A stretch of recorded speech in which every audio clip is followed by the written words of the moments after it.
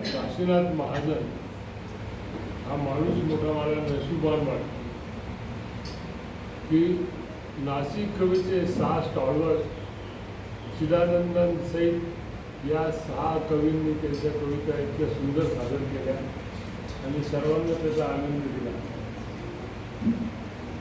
आजच्या कार्यक्रमाचे अध्यक्ष ज्येष्ठ साहित्यिक प्र. द. कुलकर्णी, कवी, गीतकार, गझलकार श्री काशीनाथ महाजन, आजचे प्रमुख अतिथी सुभाष सबनीस, सूत्रसंचालक श्री राजेंद्र उगले. राजेंद्र उगलेंनी अतिशय मार्मिक पद्धतीने हे सूत्रसंचालन सांभाळलेले आहे. आता बहुतेक पुढच्या कार्यक्रमाला मीच तुम्हाला आमंत्रण दिलं असं दिसतंय. समस्त महाजन कुटुंबीय, महाजनांच्या आपुलकीपोटी आलेल्या सर्व मित्रांनो आणि मान्यवरांनो, आज काशीनाथ महाजन यांच्या मी लेपचंदनाचा या कविता संग्रहाचा प्रकाशन सोहळा पार पडला आहे. आपल्या सर्वांच्या वतीने मी लेपचंदनाच्या या कविता संग्रहाचं प्रकाशन संपन्न झालं असं मी जाहीर करतो. महाजनांकडे वळण्याच्या अगोदर थोडासा सबनीसांचा बेस पाहतो. संबंध महाराष्ट्राच्या बाहेर अशी मोठी चर्चा चालू आहे की नाशिक शहरामध्ये ही साहित्यिक चळवळ फार फोफावलेली आहे. त्याच्या इसके पीछे कोण आहे आपल्या लक्षात. तर असं आढळलं की शेवटी काही लोक म्हणाले ईडी नेमा शोधायचं आहे ते ईडी नेमा, आणि असं आढळलं सबनीस त्याच्या मागे सबनीस नावाची चळवळ ग्रस्त आहे. आणि खरोखर सबनीसांनी हे काशीनाथ महाजनांचा हा सगळा समारंभ डोक्यावर घेतला आणि म्हणून तो इतका यशस्वी झाला असं मला सांगावंसं वाटतं. आणि ह्याच सबनीसांचा येत्या 29 तारखेला म्हणजे त्यांनी सचा अनुप्रास गाठलेला आहे.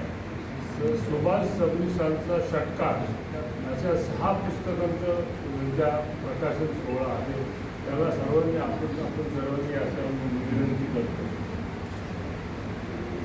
मंडळी, कवी कुसुमाग्रजांच्या या नाशिक नगरी कविता संग्रहाचं प्रकाशन सोहळा ही एक विशेष बाब आहे. यामुळे ज्ञानपीठ पुरस्काराचे मानकरी श्री कवी कुसुमाग्रज यांच्याशी त्या कवीचं नाव जोडलं जातं. आज भावेतो महाजनांनी ज्योती कलश, चैतन्य चक्षु, दृष्टी पल्लाट, दूरदृष्टी, प्रतिभेचं नंदनवर असे 5 कविता संग्रह प्रकाशन केलेलं आहे. कवीवर महाजनांच्या अगोदर आणखी एका गझल संग्रहाचं प्रकाशन करण्याचं भाग्य मला लाभलं.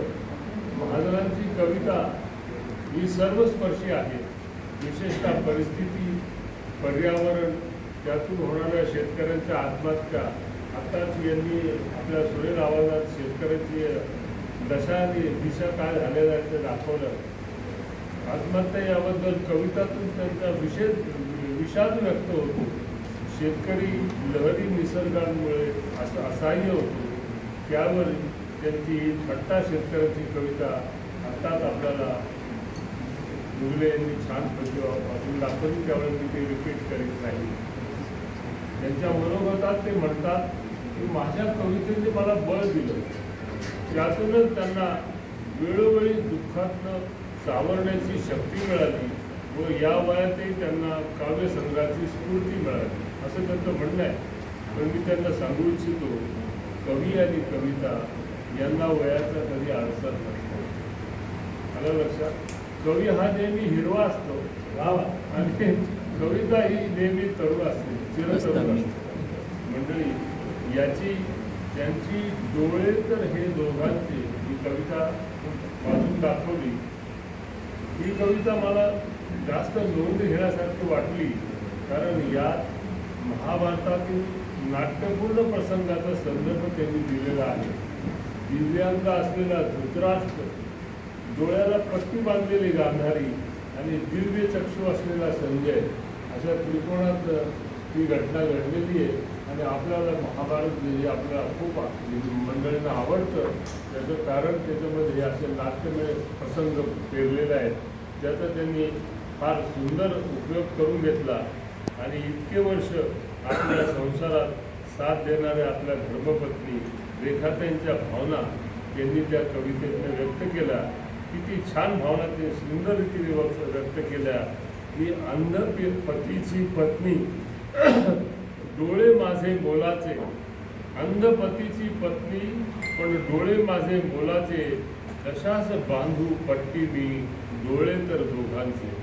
या ओळी त्यांना सुचल्या त्या खरोखर म्हणजे hats off to mister Mahajan.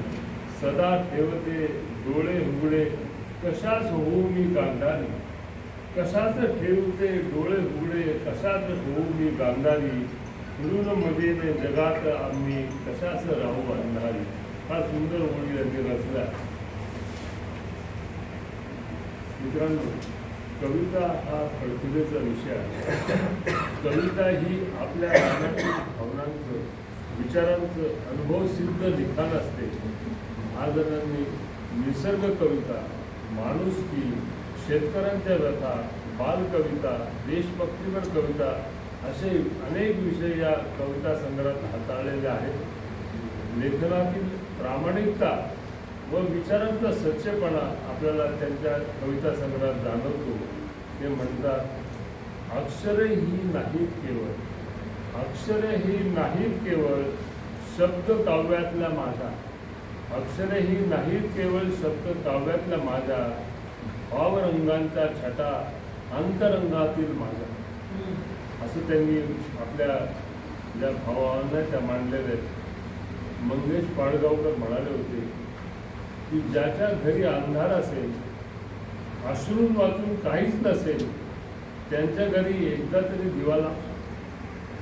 ज्याच्या घरी अंधार असेल, अश्रू वाचून काहीच नसेल, त्याच्या घरी एकदा तरी दिवा लाव. तेल नाही, वात नाही, आधाराचा हात नाही, ज्याच्या घरी एकदा तरी तू दिवा लाव.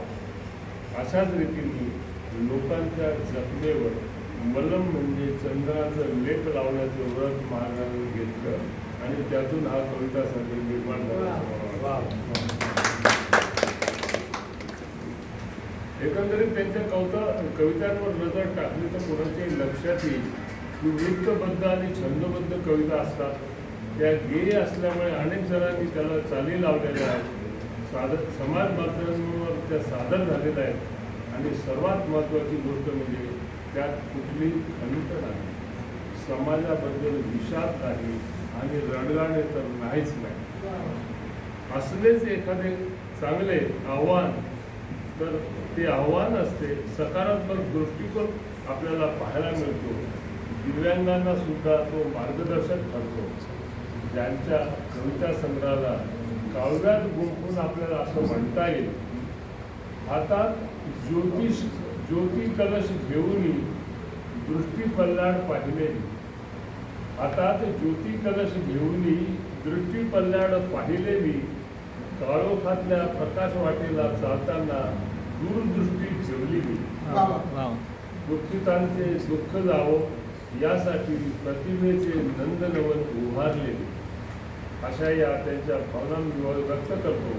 त्यांनी आणलेला कविता संग्रह हा लेपचंदनाचा वाचकांना शीतल आणि स्वागताने वाटेल अशी मी आशा व्यक्त करतो आणि माझे 2 शब्द संपवतो.